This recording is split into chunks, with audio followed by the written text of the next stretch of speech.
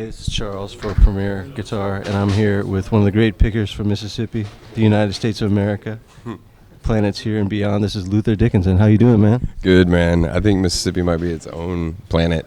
That's right. Well, we're here on another different planet. We're here on the Sunset Strip in Los Angeles, California, at the famous Roxy. And Luther's going to tell us a little bit about what he does, what he's doing it with, and why he's here. I'm on the road with the North Mississippi All-Stars, which is my brother, and Big Chris Chu playing drums, my brother. My brother plays drums, Big Chris plays the bass, and I play the guitar. And I do a lot of open tuning stuff, and I've got a lot of tunings going on. That's why I have all these dang guitars. But we'll get to that. But if we're going to talk about the gear, the rig, the key to the whole sound I've built over the last 3 years has been the Fuchs amps. They're made in New Jersey. And these amps, Jimmy Herring, my friend Jimmy Herring, turned me on to them. Warren Haynes has used them. Derek Strucks used them. I turned Robert Randolph onto them. They're extremely well made, and the sound quality is just unreal. And they're really powerful. Like, this is a 150 watt head. And I got turned on to these playing with the Black Crows because that is an extremely loud environment. And I had to have headroom because if you're playing lead guitar, occasionally you have to rise above the din, you know? So I don't say it amongst those guys, but it took 150 watts to get over there. So, but this is a 50 watt combo, which is much more suited for the All-Stars. And the Fuchs, the tones, this is the Overdrive Supreme. It's got 2 channels, but I just use it for a clean, nice, clean, open back type of sound. But this has got 3 channels, and the Overdrive and then the Super Overdrive, they sound so creamy, and they play and respond so great that I don't have to use boost pedals or overdrive pedals, and they could get as fuzzy as you want, so you don't even have to use fuzz pedals. Do you rely on this more for Fender-style clean tones, this more for overdriven tones? Yeah, with this setup.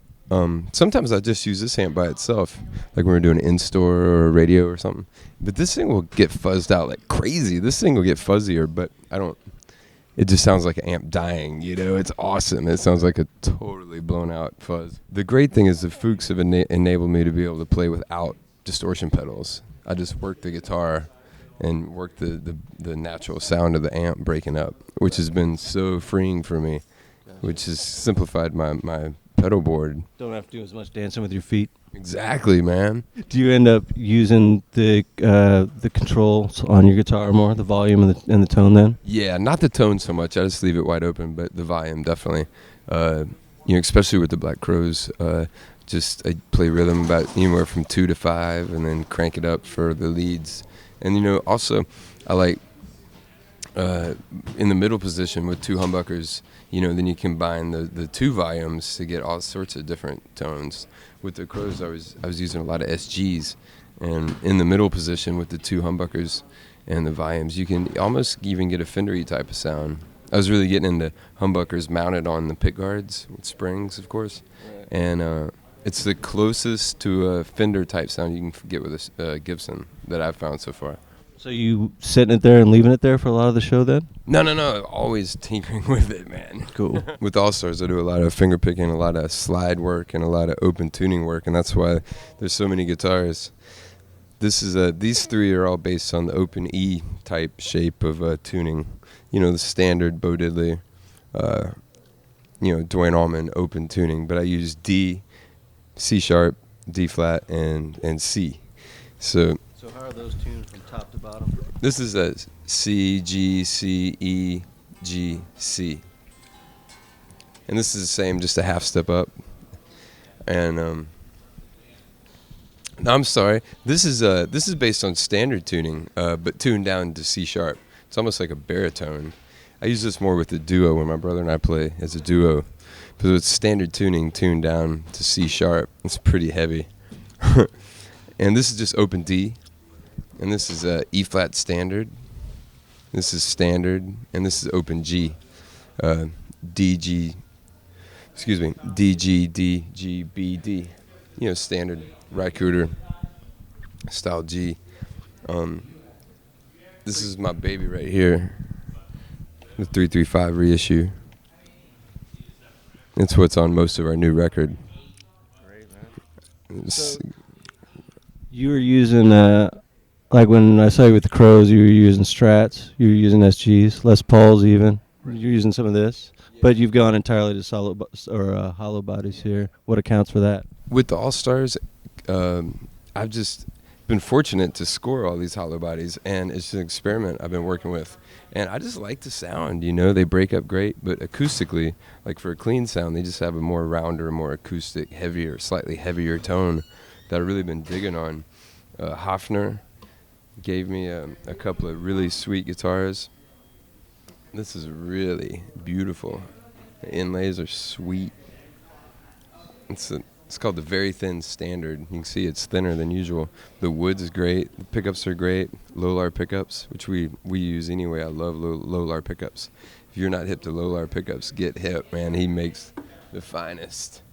But the Hofner is sweet. And I had another one that got stolen in Atlanta. It sucked. They broke into our van.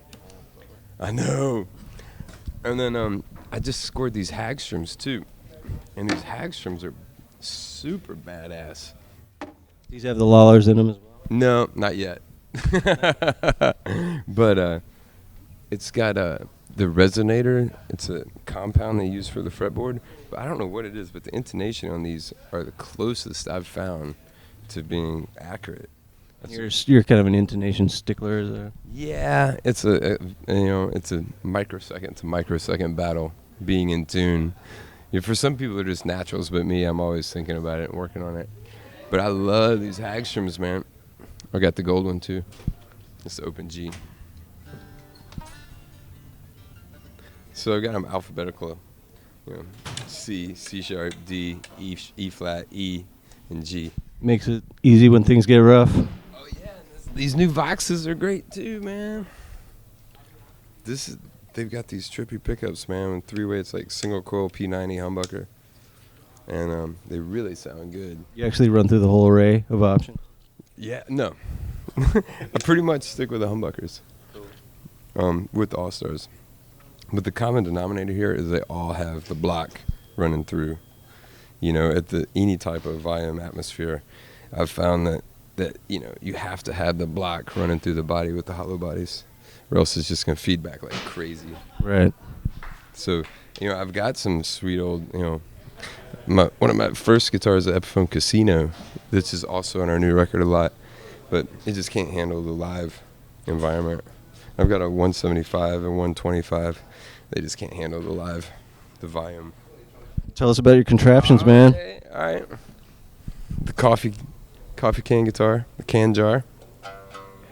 Really sounds pretty good. How's this tune? Just 1.5 G and D.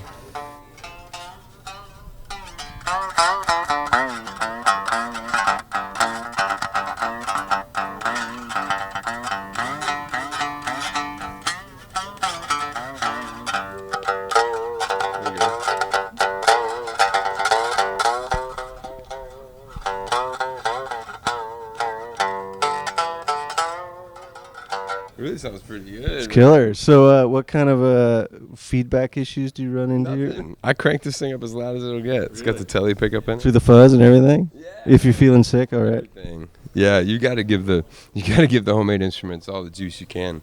Right. This is the best cigar box guitar I've come across. This is a really good one too, man. How's this tuned up? Just like 5.1, 5.1.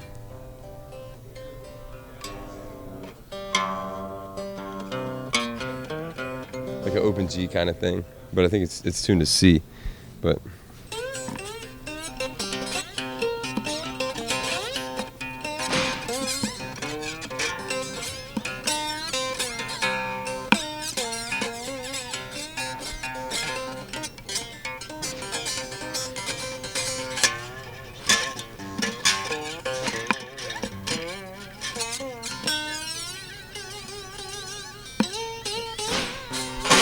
sounds great, man. Nice.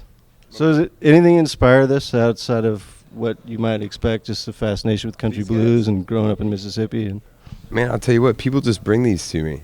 A friend of mine in Memphis makes cigar instruments.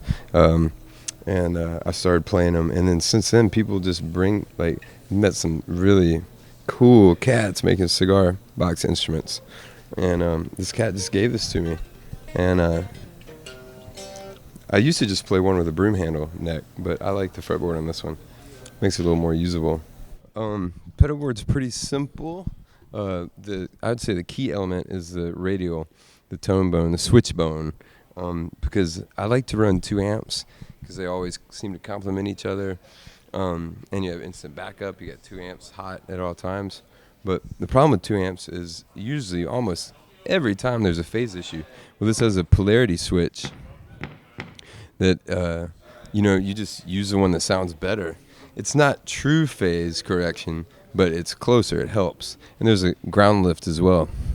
Sometimes in a noisy club that will save your ass. So those are 2 really good elements. And there's a tuner out, isolated tuner out, which I like because tuners just do terrible things to your signal, I find. And I love the Peterson strobe tuner. Super accurate. And, of course, the classic Boss chromatic tuner, the TU2. We just run them together because this is fast and this is really accurate.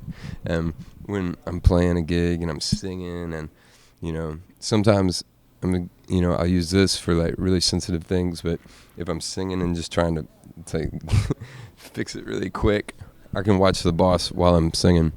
And we found that if you're going to do that, definitely best to run the Peterson first. So anyway.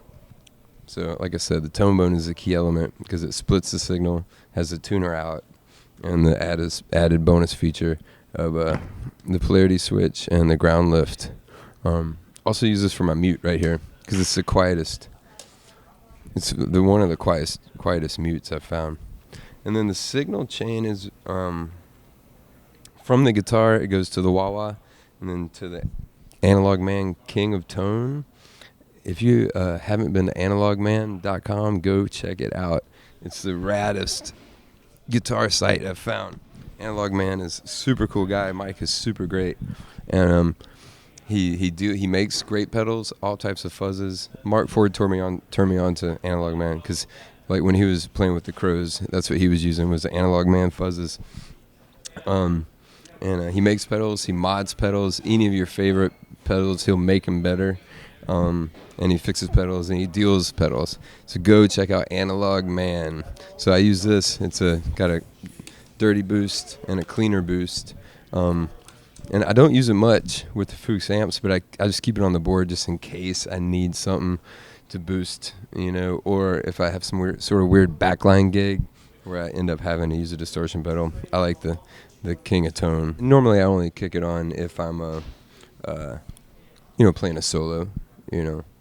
But I try not to. But sometimes you just got to, man. It's not responding. There's lots of great delays out there, but the Bosses are great. The DD7.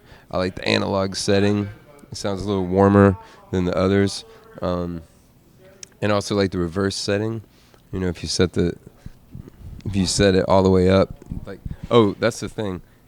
The digital delay is going to the small Fuchs, and the Octron is going to the big Fuchs. So these 2 are separated, and having the delay go to just 1 amp gives it a more spatial type sound, And then, do you mix them any differently in the house? Yeah, sometimes he pans them out further than others. We used to pan the guitars all the way out, but lately we haven't been as much. We've been working on more of a mono sound. But the Octron is the sickest octave pedal I've found, and Analog Man turned me onto it. It's just vulgar. There's no polite words to describe it. It's so just nasty sounding. And I use this a lot with the duo when my brother and I play by ourselves. But just also compensate for the lack of bass. Yeah, exactly. Right. And running through 1 amp, one of the 2 amps, so one of the signals is still clean, and the other one is boosted. But and then with the octave up, it sounds like the classic Octavia. Mm-hmm. Great nasty kind of Hendrix, and just the guitar gives a nice boost too. I love the Octron by Fox Rocks. Do you switch these on the fly? These settings on the fly at all? Yeah. In the course of performance? Yeah, I move them with my feet. Or I'll reach down. Like here, you have to switch to the reverse setting sometimes. That's where it was set now. You ever get on stage and look at your pedals? You're like, damn, I forgot to fix my pedals.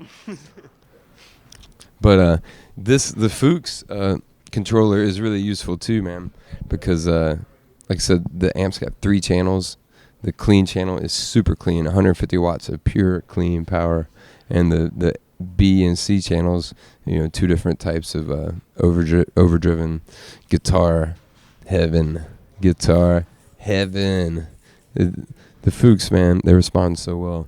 All right, folks. Well, we're going to bid you adieu from the Roxy on the Sunset Strip in Los Angeles, California. Luther, thanks for joining us, man. Anything you got to say to the people before we go? Man, you guys keep the faith, keep the beat, stay in tune, and keep on rocking. This is Charles for Premier Guitar.